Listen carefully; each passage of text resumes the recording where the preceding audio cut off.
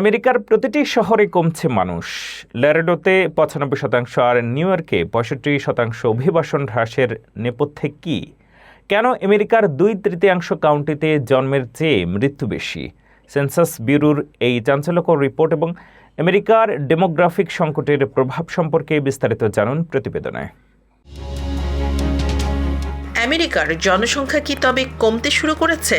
Census ব্যুরোর নতুন এক রিপোর্ট অনুযায়ী ২০২৫ সালে আমেরিকার প্রতিটি মেট্রো এলাকায় অভিবাসনের হার নাটকীয়ভাবে কমেছে। টেক্সাসের ল্যারেডো থেকে শুরু করে ক্যালিফোর্নিয়ার এল সেন্ট্রো সবখানেই নতুন আগন্তুকের সংখ্যা এখন তলানিতে। কেন এই ডেমোগ্রাফিক ধস এবং এর ভবিষ্যৎ প্রভাব কি?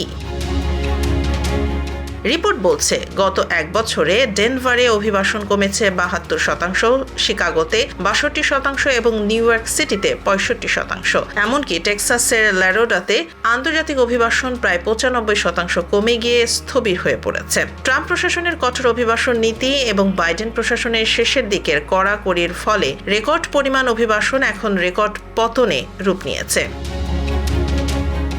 কেবল অভিবাসন কমাই নয়, আমেরিকার ২/৩ কাউন্টিতে এখন জন্মের চেয়ে মৃত্যুর সংখ্যা বেশি। গ্রামীণ এলাকাগুলোতে বয়স্ক মানুষের সংখ্যা বাড়ছে এবং জন্মহার কমছে। এতদিন অভিবাসীরাই আমেরিকার শ্রমবাজার ও জনসংখ্যার ভারসাম্য রক্ষা করত, যাকে বিশেষজ্ঞরা ডেমোগ্রাফিক কুশন বলে থাকেন।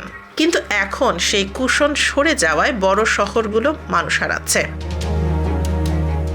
বিশ্লেষকরা সতর্ক করছেন যে দীর্ঘমেয়াদে অভিবাসন এভাবে কম থাকলে ভবিষ্যতে করদাতা এবং তরুণ শ্রমিকের সংকট দেখা দেবে। ফলে স্কুল, হাসপাতাল এবং বয়স্কদের স্বাস্থ্যসেবার খরচ চালানো কঠিন হয়ে পড়বে।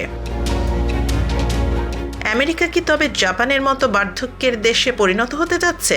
অভিবাসন নিয়ন্ত্রণ কি দীর্ঘমেয়াদে আমেরিকার অর্থনীতির জন্য কাল হয়ে দাঁড়াবে?